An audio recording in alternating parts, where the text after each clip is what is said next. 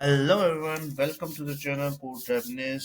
आशा करता हूँ आप सब बहुत ही बढ़िया और अच्छे होंगे। सो गाइस, वीडियो आने में थोड़ा लेट हो गया, थोड़ा बिजी था अपने पर्सनल स्टफ से। तो आगे कंटिन्यू करते हैं। तो ये लैब 1 सेशन 2 है। तो इसमें मैंने जैसा आपसे कहा था कि इसमें एक मैं पूरा डॉक्यूमेंट, जो वेल डॉक्यूमेंट होता है एचटीएमएल, वो क्रिएट करूंगा। तो ज़्यादा टाइम वेस्ट ना करते हुए हम सीधे कोड पेज पे आते हैं। तो मैंने एक फाइल बनाई है, पेज, सॉरी नाम गलत हो गया, यहाँ इसका नाम होना चाहिए था page dot P H P. तो मैं ओपन कर लेता हूँ उसका लोकेशन। आई थिंक डेस्कटॉप पे मैंने करा है, तो मैं इसको रीनेम कर देता हूँ page dot P H P. और इसको मैं ओपन भी कर लेता हूँ अपने साथ। तो ये हमारी ब्लैंक फाइल है, तो मैंने क्रिएट किया था। तो हम इसका ऐसे कोड लिखते हैं। तो इसमें हम क्लासेस बनाना सीखेंगे, क्लासेस कैसे बनती है और डिव में हम कैसे इनको हर एक स्पेसिफिक डिव से हम टैग करते हैं, प्लस आईडी और क्लासेस में क्या डिफरेंस होता है। तो सब चीज़ हम जल्दी जल्दी सीखते हैं। तो ज़्यादा टाइम वेस्ट नहीं करके मैं स्टार्टिंग से मैं स्क्रैच लिखता हूँ कोड। तो let's go to the code. And पहले आपको जैसे मैंने बताया था, डॉक्यूमेंट टाइप हम लिखते हैं। पहले हम नॉर्मल स्ट्रक्चर क्रिएट करेंगे, जो हमारा होता है बेसिक स्ट्रक्चर, जो मैंने आपको बताया था। सॉरी, आपका आता है, ये हमारा बेसिक स्ट्रक्चर क्रिएट हो गया। इसको हम सेव कर लेते हैं। अभी फिलहाल तो मेरे ख्याल से कुछ नहीं दिखेगा आपको, फिलहाल आपको अभी कुछ नहीं दिखेगा क्योंकि ब्लैंक है ये सब कुछ। इसका नाम था पेज डॉट। अब इसमें हम कंटेंट पुट करना स्टार्ट करते हैं। तो सबसे पहले जब भी आपको रिस्पॉन्सिव वेबसाइट बननी है, तो आपको दो चीज़ का ध्यान रखना है हमेशा बेसिक स्टार्टअप जब भी आप करोगे, कि हेड सेक्शन के अंदर मैंने आपको बताया था जितने भी हमारे मेटा टेक्स्ट होते हैं, टाइटल्स होता है, सब कुछ इसके अंदर ही आता है। तो टाइटल तो हम डालेंगे ही, जो कि हमारे टैब के लिए होता है, नेमिंग के लिए, पेज की नेमिंग के लिए। पेज, होम पेज मान लो, होम, हमारा होम आ गया। अब इसके लिए हम इसमें दो मेटा डालेंगे, मेटा टैग। तो एक होता है चार सेट, इसको हम करते हैं UTF-8। अब ये किस लिए होता है? जो भी हमारा पेज होता है, आपको पता है वेब पेज जो होता है वो जब भी हम वेब पेज एक्सेस करते हैं, तो डेफिनेटली उसमें जो सिंबल्स, कैरेक्टर, स्पेशल कैरेक्टर, काफ़ी सारी चीज़ें इंक्लूड होती है।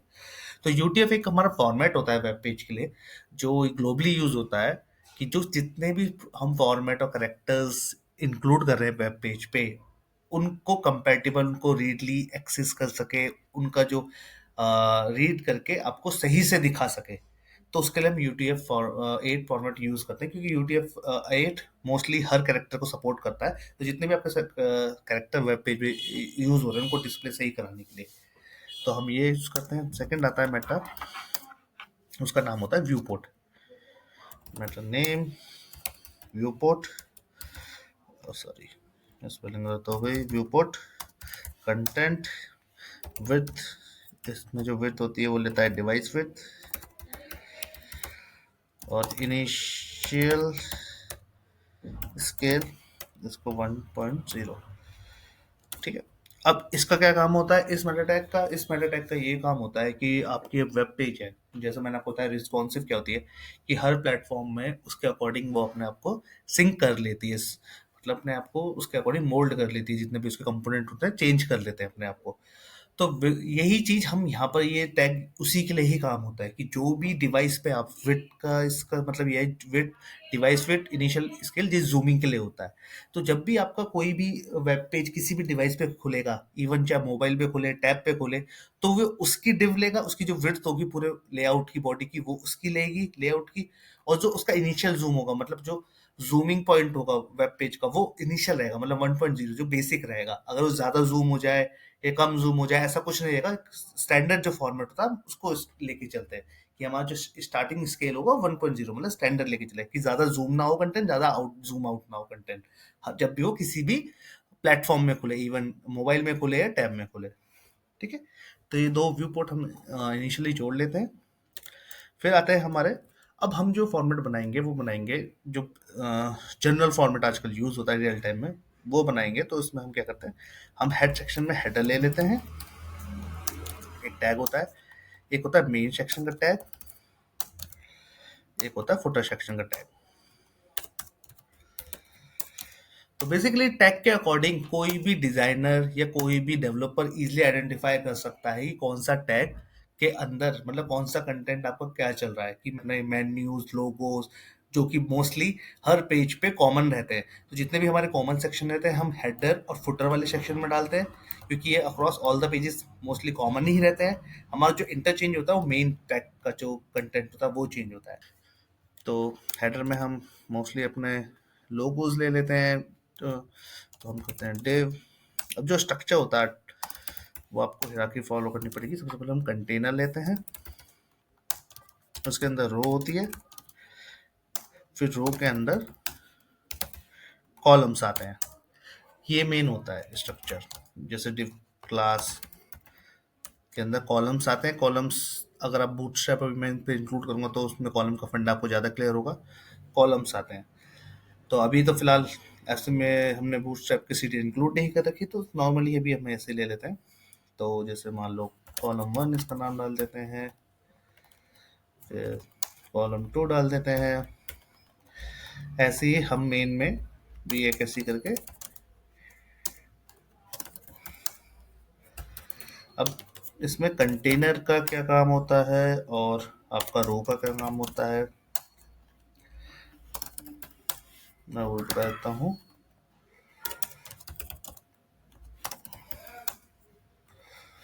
मेन बॉडी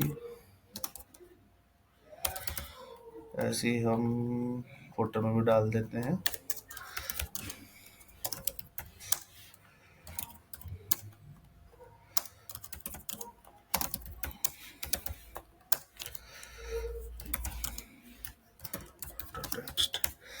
अब जो कंटेनर हमारी रो बेसिकली पैकिंग के लिए होती है, जो भी आपका वेब पेज होता है। अब जैसे फॉर एग्जांपल अभी हम इसको रिफ्रेश करेंगे तो आपको देख कैसा लगेगा।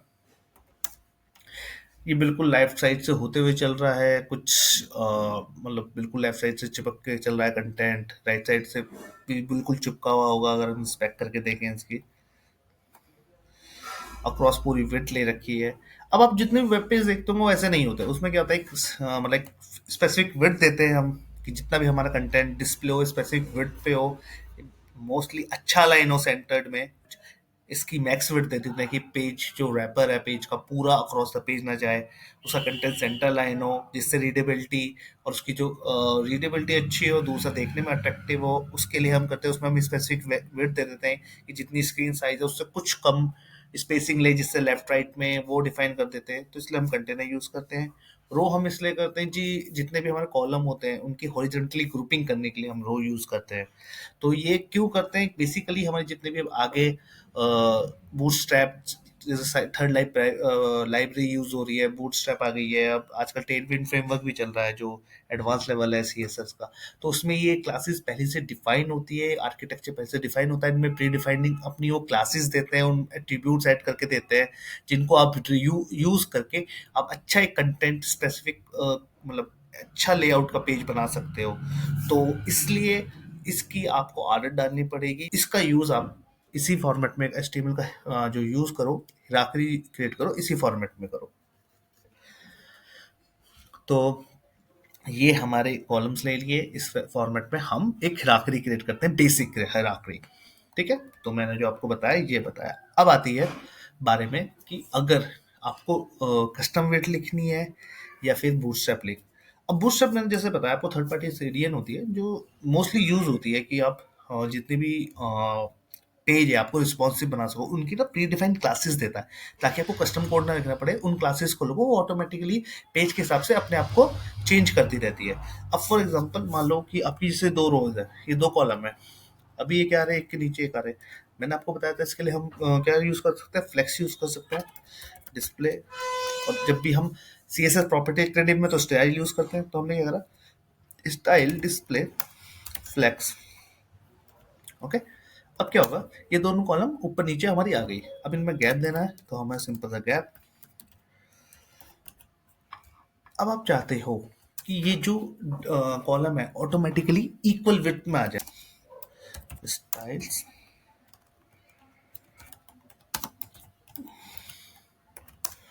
तो ये इक्वली विड्थ अपना आप ले लेंगे। ठीक है, अब क्या होता है कि आप चाहते हो कि मोबाइल पे, कि मोबाइल की जब स्क्रीन आए मेरी, ये भी तो ये डेस्कटॉप पे चल रही है, आप चाहते हो ये कॉलम ना नीचे आ जाए टू, कि डेस्कटॉप पे तो भाई सेम रहे, पर जैसे मैं मोबाइल की स्क्रीन पकड़ूं, अपना मैं मोबाइल पे जाऊँ एसी पे, आईफोन, तो ये कॉलम टू जो है ना, ये मेरा नीचे आ जाना चाहिए। तो इसके लिए हम क्या यूज करेंगे, इसके लिए हम करेंगे मीडिया क्वेरी। अब मीडिया क्वेरी क्या करती है, मीडिया क्वेरी आपको एक फंक्शनैलिटी प्रोवाइड करते हैं, इनके प्रीडिफाइंड फंक्शन कह दो मीडिया क्वेरीज के होते हैं, जिसमें आप विड्थ स्पेसिफाई करते हो कि भाई आपकी जब इतनी विड्थ हो तो आपका ये प्रॉपर्टी चले सीएस की, जब आपकी ये विड्थ हो तो ये प्रॉपर्टी चले सीएस की। तो उससे क्या होता है कि आप मोबाइल के लिए अलग मीडिया विड्थ लिख सकते हो, डेस्कटॉप के लिए अलग कर सकते हो, मतलब कुछ भी फंक्शनैलिटी आप अलग कर सकते हो कि वेब पेज डेस्कटॉप पे ऐसा दिखे कंपोनेंट, ये डिव का कंपोनेंट जब मैं मोबाइल पे करूँ तो ऐसा दिखे। तो आप एट्रीब्यूट चेंज कर सकते हो अक्रॉस द स्क्रीन। तो उसके लिए कुछ नहीं करना होता, बहुत ही सिंपल मेथड है। ये सब यहाँ से हटाओ, पूरा फ्रेश करो, उसमें आपको क्लासेस ऐड करनी पड़ेंगी। तो अब क्लासेस का खेल के लिए उसमें, ठीक है, अभी फिलहाल के लिए आप चाहे थर्ड पार्टी बना सकते हो, मतलब एक एक्सटर्नल फाइल क्रिएट करो, उसको लिंक कर सकते हो, ठीक है, वो भी मैं बताऊंगा। पहले मैं आपको इसी पेज में लिख के दिखा देता हूँ। तो इसी पेज में लिखने के लिए सबसे पहले, अगर आपको कोई भी इनलाइन सीएसएस लिखनी है तो उसके लिए आप टैग में स्टाइल लिखते हो, इसी तरह आप स्टाइल का टैग बनाते हो अगर आप पेज में इंक्लूड करना चाहते हो कोई भी सीएसएस यूजिंग क्लासेस और आईडीज। तो मान लो आपने क्या करा, ये रो क्लास है, इसमें आपने क्लास दे दिया डिव का नाम भाई कॉल वन, और दूसरा दे दिया कॉल टू। हम क्या करेंगे, वही प्रॉपर्टी अब यहाँ लिख देंगे, डॉट क्लास को स्पेसिफाई करते हैं डॉट से, आईडी को हैश से। इसमें लिखेंगे डिस्प्ले फ्लेक्स, और आपने क्या लिखा था, गैप 10 पिक्सल। अब इसको सेव करा, अब आप इसको डेस्कटॉप वर्जन में, तो देखो सेम प्रॉपर्टी आपकी यहीं आ गई। अब आपने क्या करा, बिना स्टाइल लिखे, इनलाइन स्टाइल लिखे आपने एक क्लास डिफाइन कर दी, और उस क्लास में आप जो प्रॉपर्टी डालो ऑटोमेटिक वो डिव के लिए चल जा रही है। तो ये फायदा होता है स्टाइल का। अब स्टाइल का सॉरी क्लास का, अब आप कहोगे क्लास की जगह हम स्टाइल ही क्यों नहीं यूज करते। देखो स्टाइल इसलिए यूज नहीं करते, पहला चीज, जब भी आप कोई भी मीडिया क्वेरी या रिस्पॉन्सिव चीज लिखोगे तो क्लास के एट्रीब्यूट चेंज होते हैं। तो उसमें हम क्या करते हैं, मीडिया क्वेरी के अंदर क्लास के इंक्लूड क्लास को यूज करके मीडिया चीज जितने भी आपके एट्रीब्यूट्स है वो चेंज करते हैं। पहला बेनिफिट ये है कि मीडिया क्वेरीज में आपकी क्लास ही यूज हो सकती है, इनलाइन सीएसएस को आप नहीं इंक्लूड कर सकते। सेकंड चीज, आपका जितना भी क्लासेस का फाइन करता है, आपने मान लो एक क्लास में काम कर दिया बढ़िया, अब आप चाहते हो रीयूजेबिलिटी आपकी बढ़ जाती है, कि आप चाहते हो कल कंपोनेंट दूसरा मैं यूज करूंगा तो उसमें लगा दूं। तो उसके लिए आप क्या करोगे, सिंपल सा, आपको बार बार वो इनलाइन सीएसएस लिखने की जरूरत नहीं, आपने एक क्लास बना दी कॉमन, उस क्लास को बस क्लास करके दे दीजिए, उस टैब टैब पे भी वही प्रॉपर्टी आ जाएगी जो आपने डिफाइन कर रखी है उस क्लास में, ठीक है। तो बेसिक कॉमन मैंने अभी बताया, आगे जाके जब एडवांस में जाऊंगा आपको पता रहेगा क्लासेस के बहुत सारे यूजेस होते हैं। पर अभी बेसिक स्ट्रक्चर समझ के ये चलिए कि क्लास हम क्यों बनाते हैं। स्ट्रक्चर्ड रीयूजेबिलिटी की हमें फंक्शनैलिटी प्रोवाइड करता है क्लास। अब इसके स्पेसिंग लगानी है जो हम नॉर्मली स्टाइल से यूज करते हैं, तो उसके लिए हम क्या करेंगे, कॉलम के नाम देंगे कॉल वन, और उसमें हम कर देंगे डिस्प्ले, नहीं sorry, flex one, flex one. अब इससे क्या होगा, पहले कॉलम पे लगेगी। अब हम चाहते हैं सेम क्लास हम सेकंड कॉलम पे भी लगाएं, तो हमें कुछ नहीं करना, कॉमा लगाना, डॉट कॉल टू। तो ऐसे हम करके मल्टीपल क्लासेस पे सेम एट्रीब्यूट्स अप्लाई कर सकते हैं, ठीक है। तो सेव करेंगे तो आप चेक करेंगे स्पेसिंग हो गई और दोनों कॉलम पे सेम प्रॉपर्टी अप्लाई हो गई। देखिए फ्लैक्स इस पे भी आ गया, उस पे भी आ गया। तो ये तरीका होता है जिससे आप मल्टीपल क्लासेस पे सेम प्रॉपर्टीज लगा सकते हो। ये एडवांटेज होता है क्लासेस यूज करने का। आप इसमें पेरेंट और चाइल्ड हिराकनी भी फॉर्म कर सकते हो। वो यूज तब होती है, मान लीजिए आपके सेम क्लासेस हैं, वो आपके हेडर पे भी आ रही है, वही सेम क्लास मेन में भी आ रही है, पर आप चाह रहे हो कि जो भी हम क्लास लगाएंगे वो सिर्फ हेडर वाले सेक्शन पे ही लगे कॉल वन पे। तो उसके लिए हम हिराकनी फॉर्मेट का यूज करते हैं ताकि स्पेसिफिकली वो हेडर के अंदर जो कॉल बना रहा है उस पे लगे, उस पे नहीं जो मेन के अंदर भी आ रहा है। तो उसके लिए हम क्या से हायरार्की फॉर्म करते हैं, वैसे करते हैं पहला पेरेंट जिस टैग को आप मेन यूनिक टैग को पकड़ना चाहते हो उस टैग को पकड़िए, या उसी क्लास या आईडी किसी को भी पकड़ सकते हैं आप, उसको पकड़िए। जैसे मान लिया हमने हेडर सेक्शन का यूनिक पकड़ लिया, हेडर है यूनिक टैग, उसके बाद स्पेस, जब उसके अंदर आना है चाइल्ड में आना है तो स्पेस, फिर उसके अंदर कंटेनर भी है, रो भी है, तो आप इनको स्किप मार सकते हो, डायरेक्टली आप कॉल वन पे कूद सकते हो। तो स्पेस डैश कॉल वन, और इस पे जो भी प्रॉपर्टीज आपको मान लीजिए डिस्प्ले, ब्लॉक, स्टाइल, कलर, जैसे कलर मान लीजिए कलर डालना है आपको, कलर कर देता हूँ मैं, कलर ब्लैक की जगह मैं कर देता हूँ वाइट, वाइट हैश 1 2 3 4 5 6। ठीक है, अब एक चीज देखिए मैं इसमें दिखाता हूँ, मैं यहाँ पर भी कॉल ले लेता हूँ और इसको मैं कर देता हूँ ब्लू कलर, यहाँ से प्रॉपर्टी में हटा के यहाँ कर देता हूँ main, main call one, colour इसका मैं रेड टाइप में ले लेता हूँ, अब चेक करना, देखो प्रॉपर्टीज क्या बनेगी। देखो ये वाला कॉलम का कलर हो गया रेड और जो ऊपर वाला था उसका क्या व्हाइट। तो इससे हमने क्या करा, क्लास तो सेम है बट हमने क्या करा, टैगिंग के अकॉर्डिंग एक यूनिक आइडेंटिफायर टैग लिया उसके पेरेंट पे, उसको यूज करके हमने प्रॉपर्टी चेंज कर दी सेम क्लास की भी। तो ये बेसिकली बहुत जगह यूज होता है, जब भी आप रियल टाइम एनवायरनमेंट में वर्क करोगे तो ये बहुत जगह यूज होता है।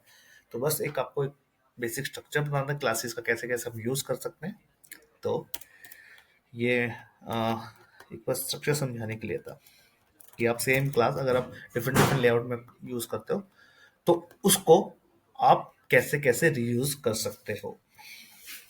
क्वेरी क्या होती है, media query basically responsive layout बनाने के लिए यूज होती है। मैं आपको एग्जांपल दिखाता हूँ, मीडिया मिन विथ, इसमें मिन विथ और मैक्स विथ का खेल चलता है। अब मैं बताता हूँ मिन विथ क्या होता है, मैक्स विथ क्या होता है, वो भी जल्दी से आपको। तो इसमें ये क्या होगा, जब भी आप कोई भी क्लासेस यहाँ पर डिफाइन करोगे और उसमें कोई भी प्रॉपर्टी डालोगे, तो मिन विड्थ का मतलब क्या है कि 768 और प्लस उससे ऊपर की जितनी भी स्क्रीन होगी 1000 1200 1400 पिक्सल, उस सब पे ये चीज अप्लाई, ये वाली क्लास की, ये वाली क्लास और उसकी प्रॉपर्टी अप्लाई होगी। फॉर एग्जाम्पल आप पे रो क्लास है, तो आपने इसमें अगर रो डाल दिया और यहाँ पर आपने लिख दिया डिस्प्ले नन, तो अब जो आपने बाय डिफॉल्ट ऊपर डाल रखी है वो अप्लाई नहीं होगी। पहले अगर स्क्रीन का साइज जिनका भी 768 होगा या 768 से बड़ा होगा उसके लिए पहले ये चीज चलेगी, ये प्रॉपर्टी चलेगी, उसके बाद ये चलेगी अगर विड्थ का, अगर स्क्रीन का साइज 768 से छोटा जाता है। देखो गायब, क्योंकि डिस्प्ले नन वाली क्लास चल गई। अब आप स्क्रीन का साइज अगर 768 तक रखोगे तो यही चलती रहेगी, जैसे आप कम करोगे देखो 701 करा आ गई ऑटोमेटिकली, 768 तक रहोगे तो यही चलेगी, और 767 भी करोगे तब भी आ जाएगी। तो मीडिया क्वेरीज का हमारा काम यही होता है, उसमें हम स्पेसिफाई कर देते हैं विड्थ कि भाई इस विड्थ तक मुझे ये काम चाहिए, कम से कम यहाँ तक। मिन का मतलब होता है कि कम से कम वहां तक और उससे बड़ी, और अगर आप यहाँ पर मैक्स करोगे तो मैक्स का मतलब होता है यहाँ तक। तो अब मैक्स से क्या होगा, ये 768 तक उससे नीचे वाले के लिए चलेगी। तो एग्जांपल मैं आपको दिखा देता हूँ, अभी रिफ्रेश करा तो भाई मेरे डेस्कटॉप का लैपटॉप का साइज तो बड़ा ही है, ब्राउजर उसका 768 से। तो अब जब भी साइज आपका 768 से बड़ा होगा तो ये चीजें चलना स्टार्ट हो जाएगी, पर जैसे ही 768 से नीचे आएगा ये डिस्प्ले नन वाली प्रॉपर्टी अप्लाई होगी। तो मीडिया क्वेरीज का काम ये होता है। और बूटस्ट्रैप का जो मेन यूज है, क्यों आया है बूटस्ट्रैप का मेन यूज लाया, क्योंकि उन्होंने प्री डिफाइंड क्लासेस और उसके एट्रीब्यूट्स बना के दे दिए हैं एज पर द स्टैंडर्ड जो जो डेवलपर के यूज होते हैं, कि इस मीडिया विड्थ के लिए आपके लिए पहले से उन्होंने क्लासेस डिफाइन करके दे दिए, ताकि आपको ये मीडिया क्वेरी बार बार लिखनी ना पड़े। आप ऑटोमेटिकली उनकी क्लास अपने डिव में इम्प्लीमेंट कीजिए और आपके पास ये प्रॉपर्टी प्री डिफाइंड आ जाएगी। बूटस्ट्रैप का काम ये होता है। अब सीधे स्विच करते हैं बूटस्ट्रैप पे। बूटस्ट्रैप यूज करने के लिए आपको थर्ड पार्टी सीडीएन यूज करना पड़ेगा बूटस्ट्रैप का। तो मेरे पास पहले से ही है, आप ऑफिशियल बूटस्ट्रैप के वेबसाइट पे जाके भी आप चेक कर सकते हैं, इजीली मिल जाएगा। क्योंकि बस दो चीज़ डालनी होती है, एक तो आपको स्टाइल लिंक मिनिफाइड, दूसरा आपको जावास्क्रिप्ट। मिनिफाइड इंसीडियन को इंक्लूड करते हैं। अब इंसीडियन को जैसे आप इंक्लूड करोगे, देखो आपको कैसा दिखेगा। अब देखो फॉन्ट का अच्छा औसम आ गया, जो आपका कंटेंट था, हमने रिव्यूज की तो उनका एक स्ट्रक्चर्ड बढ़िया आ गया। कंटेनर, क्योंकि ये कंटेनर ले रखा था, ऑटोमेटिकली मैक्स विड्थ सेट हो गई, अलाइनमेंट अच्छा हो गया। तो इसलिए मैंने कहा था कि हमें एक हिराकरी एचटीएमएल की क्यों रखनी चाहिए, डिव, कंटेनर, रो। क्योंकि हमारी जो थर्ड पार्टी लाइब्रेरी बूटस्ट्रैप होती है, इसमें क्या होता है, पहले से इनकी प्री डिफाइंड क्लासेस होती है कि इनका एट्रीब्यूट्स पहले से ही डिफाइन होते हैं कि ये स्ट्रक्चर एक सेट होकर चलेगा, जो एक तरीके से स्टैंडर्ड फॉर्मेट के अकॉर्डिंग। तो इसलिए हमें जो भी प्रैक्टिस ये करनी चाहिए, जब भी हम अपना HTML का कोड लिखें, तो एक हिराकरी, ये कंटेनर, रो, इनको यूज करके चलें, ताकि अगर हम कल बूटस्ट्रैप इंक्लूड करें अपने पेज पे अपना वर्क इजी करने के लिए, तो हमें ऑटोमेटिकली बूटस्ट्रैप के एट्रीब्यूट्स की प्रॉपर्टी ऑटोमेटिकली मिल जाए स्ट्रक्चर फॉर्मेट में। अब बूटस्ट्रैप का मेन काम कहाँ से होता है, स्टार्ट में आपको बताता हूँ। जैसे फॉर एग्जांपल अभी ये है, अब आपको 2 कॉलम करने ही है। सबसे पहले याद रखना, बूटस्ट्रैप एक पेज को 12 कॉलम में डिवाइड करता है। तो जो भी आप बूटस्ट्रैप के विड्थ सेट करोगे, वो कॉलम वाइज होती है। फॉर एग्जांपल अगर आपके ये 2 कॉलम है, ये रो है और रो के अंदर कॉलम है, तो आप यहाँ पर 12 कॉलम तक ले सकते हो, मतलब 12 डिव तक ले सकते हो कॉलम वाइज, मतलब 12 कॉलम डिफाइन कर सकते हो।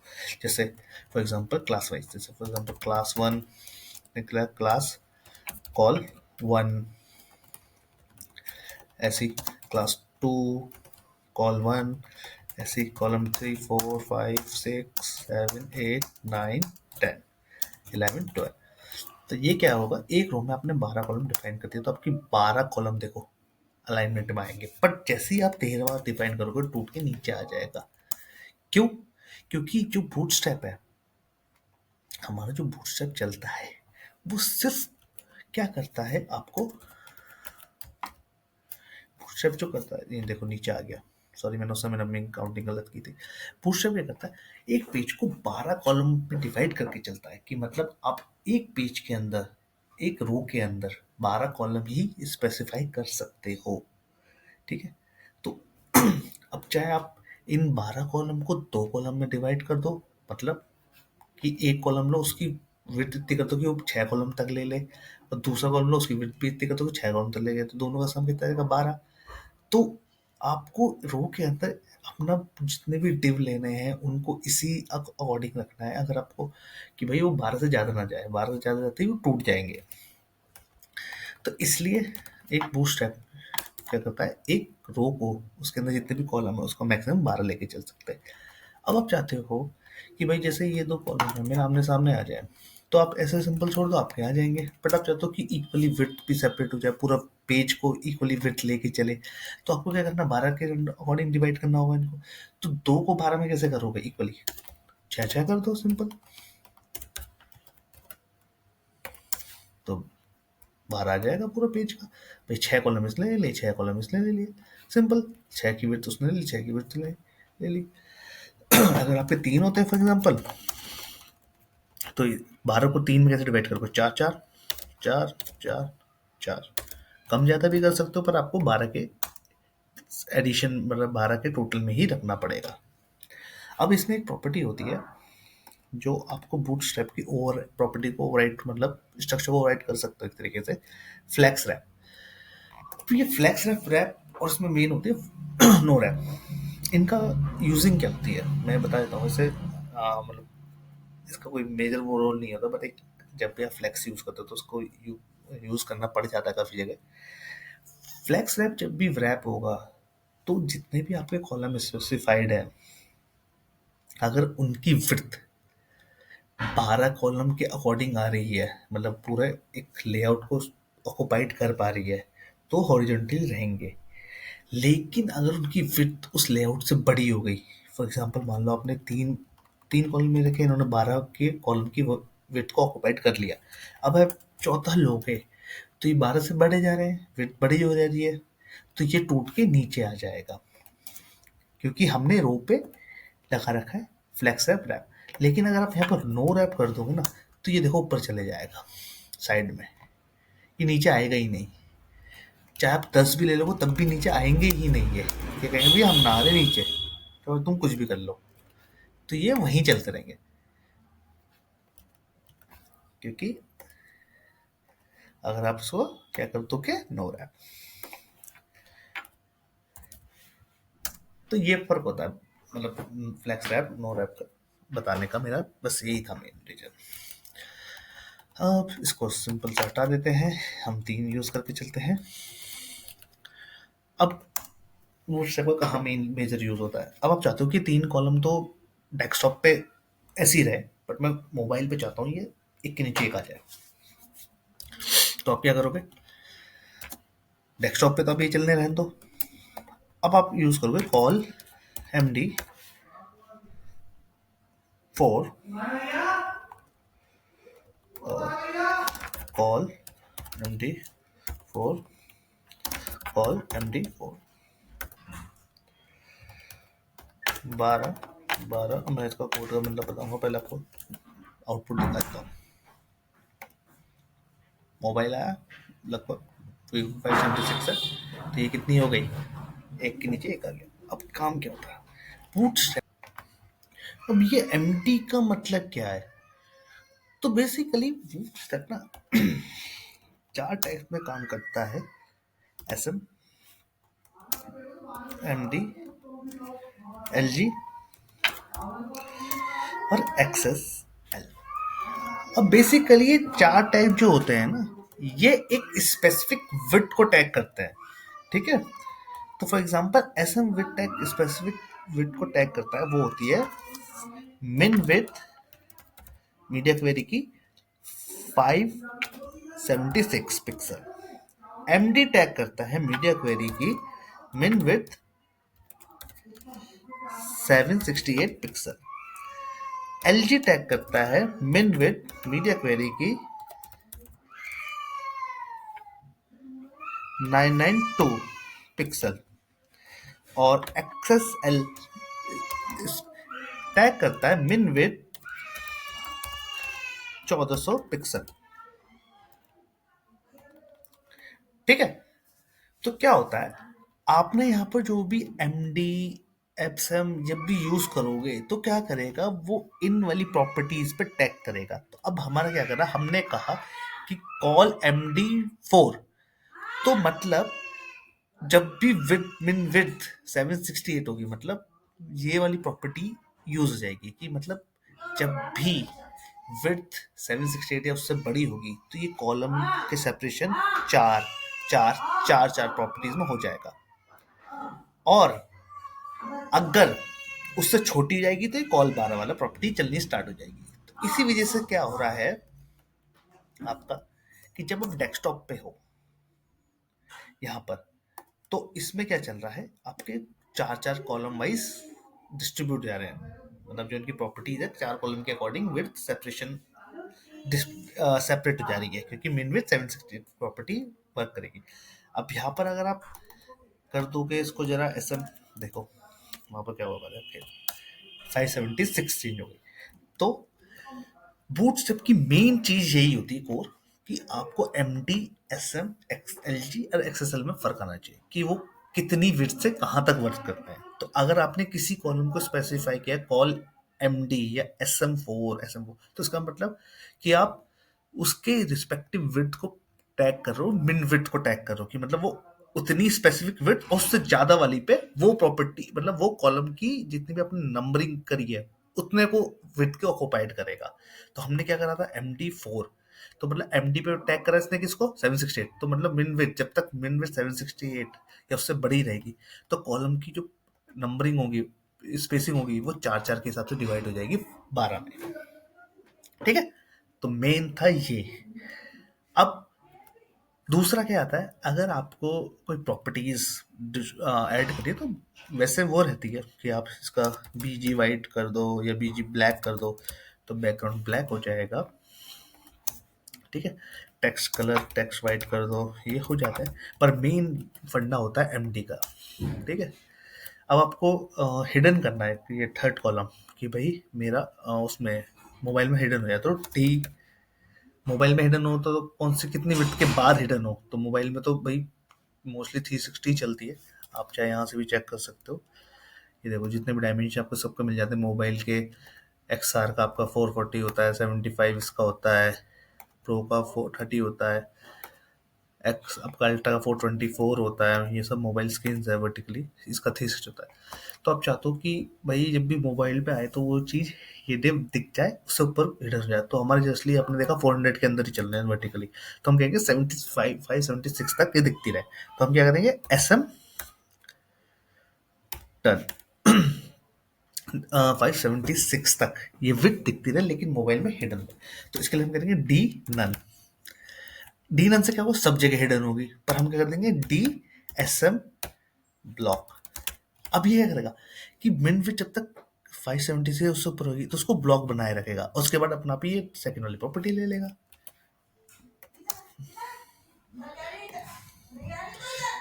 ठीक है, थर्ड कॉलम हाइड है, उससे ऊपर जाएंगे, आ गया। तो आशा करता हूँ वीडियो आपको इन्फॉर्मेटिव लगी होगी, तो प्लीज़ अपने दोस्तों के साथ शेयर कीजिए, और मैं कोशिश करूँगा कि आने वाले जितने भी सेशंस होंगे उनको जल्दी से जल्दी और ज़्यादा से ज़्यादा कंटेंट मैं उसमें मर्ज कर सकूँ। मैं एक साथ ज़्यादा नहीं करना चाहता, क्योंकि फिर जब भी कोई न्यू लर्नर होता है तो उसको ग्रैब करने में थोड़ा परेशानी होती है, इसलिए मैं small small basic basic content लेके चल रहा हूँ। बट मैं ट्राई करूँगा कि जल्दी जल्दी इस चीज़ को रैप कर दूँ, ताकि आप कम से कम टाइम में एक पूरा फुल स्टैक डेवलपमेंट की जर्नी होती है, उसमें क्या-क्या चीज़ें होती है, मतलब रियल टाइम कोडिंग में क्या-क्या चीज़ें एनवायरनमेंट पे आपको देखने को मिलती है, वो आप सीख सकें। तो वीडियो को मैं एंड करता हूँ, मिलते हैं नेक्स्ट सेशन में, तब तक के लिए अपना ध्यान रखना, take care, goodbye and keep learning, bye.